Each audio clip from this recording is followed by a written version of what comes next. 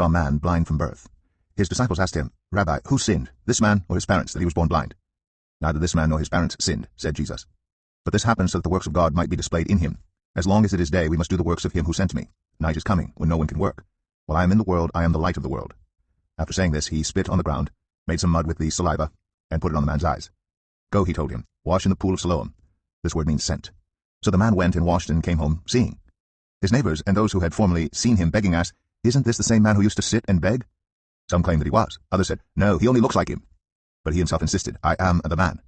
"How then were your eyes opened?" they asked. He replied, "The man they call Jesus made some mud and put it on my eyes. He told me to go to Siloam and wash, so I went and washed, and then I could see." "Where is this man?" they asked him. "I don't know," he said. They brought to the Pharisees the man who had been blind. Now the day on which Jesus had made the mud and opened the man's eyes was a Sabbath. Therefore the Pharisees also asked him how he had received his sight. "He put mud on my eyes," the man replied, "and I washed, and now I see." Some of the Pharisees said, "This man is not from God, for he does not keep the Sabbath." But others asked, "How can a sinner perform such signs?" So they were divided. Then they turned again to the blind man. "What have you to say about him? It was your eyes he opened." The man replied, "He is a prophet." They still did not believe that he had been blind, and had received his sight until they sent for the man's parents. "Is this your son?" they asked. "Is this the one you say was born blind? How is it that now he can see?" "We know he is our son," the parents answered, "and we know he was born blind. But how he can see now, or who opened his eyes, we don't know. Ask him. He is of age. He will speak for himself." His parents said this because they were afraid of the Jewish leaders, who already had decided that anyone who acknowledged that Jesus was the Messiah would be put out of the synagogue. That was why his parents said, "He is of age. Ask him." A second time they summoned the man who had been blind.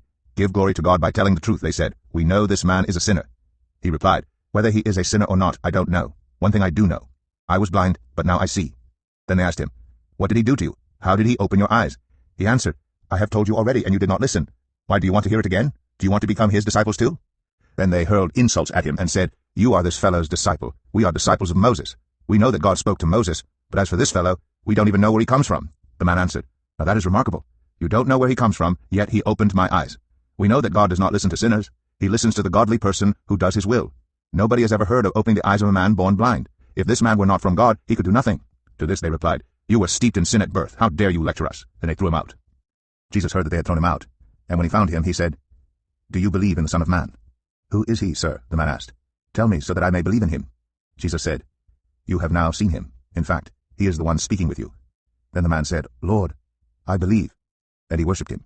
Jesus said, "For judgment I have come into this world, so that the blind will see, and those who see will become blind."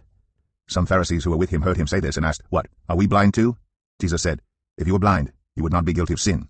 But now that you claim you can see, your guilt remains."